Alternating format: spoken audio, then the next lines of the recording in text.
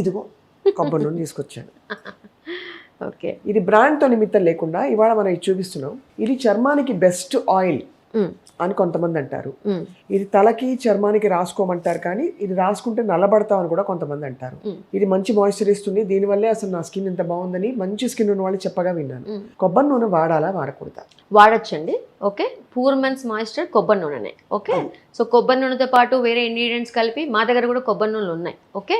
అయితే అది only బాడీకే, face కి కొబ్బరి నూనె పెట్టకూడదు. ఓకే, పెట్టకూడదు. ఓకే. డ్రై స్కిన్ ఉన్న వాళ్ళకి అసలు డ్రై స్కిన్ ఎందుకు వచ్చింది, ఓన్లీ డ్రై స్కిన్ అని కంక్లూడ్ చేయడానికి లేదు. అంటే డ్రై స్కిన్ అట్లా ఉండదు. It might be atopic dermatitis, seborrhoeic dermatitis. Diagnosis అవసరం అక్కడ. ఓకే. పిఎంఎల్, ఏమైనా స్కిన్ ర్యాషా, ఎనీ ఎలర్జిక్ ర్యాషా, వై స్కిన్ ఈజ్ డ్రై, అది రూల్ అవుట్ చేసుకోవాలి. ఓకే. బాగా ఆయిల్ పెట్టి మసాజ్ చేస్తారు. మన వాళ్ళకి మసాజ్లు అంటే ఎంత ఇష్టమో, ఆ మసాజ్ చేయటం వల్ల యాక్ని వచ్చేస్తుంది. So I totally avoid oils on the face. Any oil, almond oil, any oil on the face. తలకి చక్కగా పెట్టుకోవచ్చు హెడ్ బాత్ కి 2 గంటల ముందు. ఓకే. తలలో విపరీతంగా చుండ్రు ఉన్నా, సొరాసిస్ లాంటి పొట్లు ఉన్నా, ఓకే, హెయిర్ ఫాల్ విపరీతంగా అవుతున్నా, రీజన్ తెలియకుండా హెయిర్ ఫాల్ అవుతున్నా, పొరపాటును కూడా ఆయిల్ పెట్టి మసాజ్ చేయకండి. అక్కడ వాళ్ళకి డాండ్రఫ్ ఉండే అవకాశం ఉంటుంది. ఎస్పెషల్లీ 35 వాళ్ళకి చుండ్రు వల్ల ఇచ్చింగ్ రాదు. చూస్తే ఇంత పొట్టు ఉంటుంది తలలో.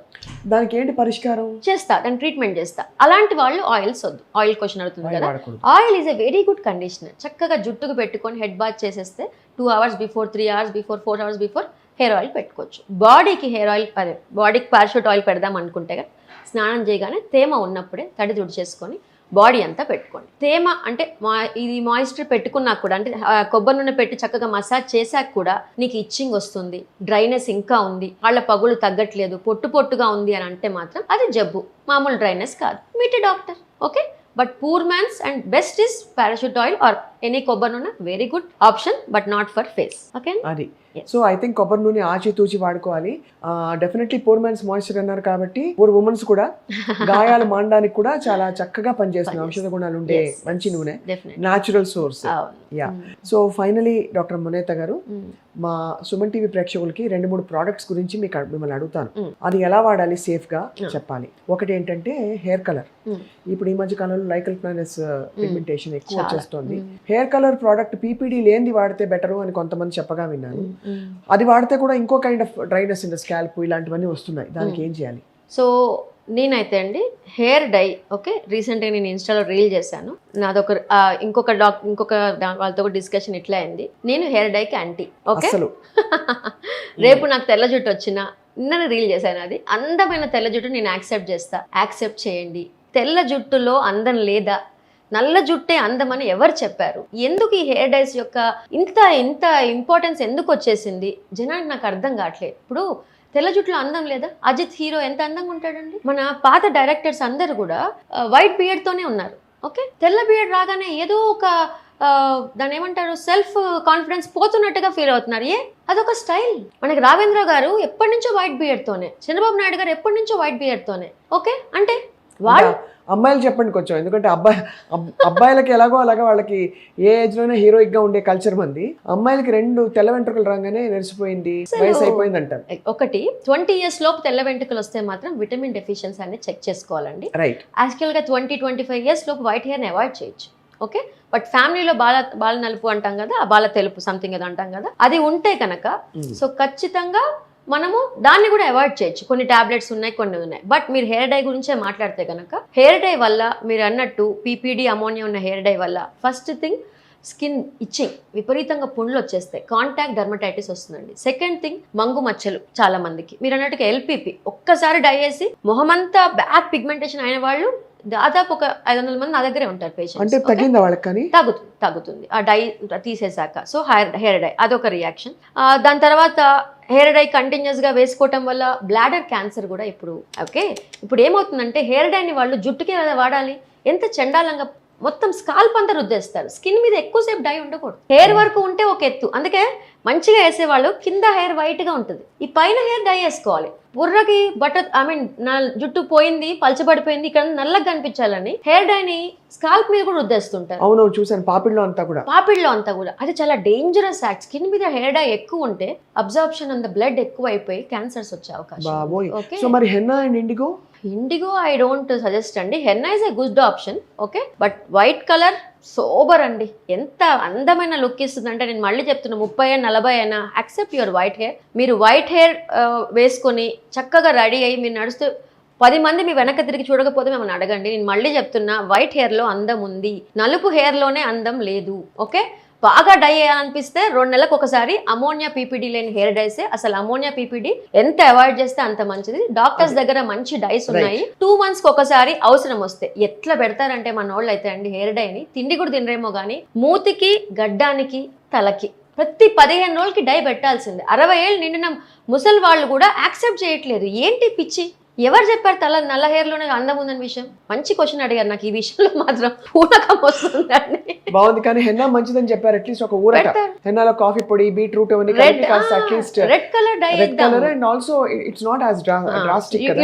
You will be interviewing so many doctors కదా. యూరాలజిస్ట్ అడగండి. ఈ మధ్యన బ్లాడర్ క్యాన్సర్ యాజ్ ఒక పేపర్ వచ్చింది. But ammonia and PPD free అయితే పర్లేదు అంటున్నారు. 100% కొంచెం బెటర్. అమోనియా వల్ల హెయిర్ ఫ్రిజ్ అయిపోతుంది, గడ్డిలాగా అయిపోతుంది వేసి వేసి. ఎందుకంటే ammonia it will make is పైన క్యూటికల్ ని పెనట్రేషన్ కి, అంటే కలర్ లోపలికి వెళ్ళి కలర్ మంచిగా ఆగేటట్టుగా చేస్తుంది. సో దానివల్ల హెయిర్ క్యూటికల్ అంతా డిజపియర్ అయిపోతుంది, బాగా పాడైపోతుంది. సో అందుకని అక్కడి నుంచి చాలా ప్రాబ్లమ్స్ వస్తాయి, హెయిర్ బాగా ఫ్రిజ్ అయిపోతుంది. సో అందుకని అసలు హెయిర్ డైని అవాయిడ్ చేస్తే మంచి ఆప్షన్. బట్ డాక్టర్ దగ్గర గుడ్ ఫ్రెండ్లీ ఉన్నాయి. ఇప్పుడు వచ్చిన కొత్త పాయింట్, దాని మీద నేను ఇంకా I'm learning, endocrine disruption. Okay, మనం వాడే హెయిర్ డైస్ లో, కొన్ని కాస్మెటిక్ ప్రోడక్ట్స్ లో ఎండోక్రైన్, బాడీ మీద హార్మోన్స్ మీద డిఫరెన్స్ తీసుకొస్తున్నాయి. సో ఈ విషయంలో చాలా అవగాహన, we are learning this new topic.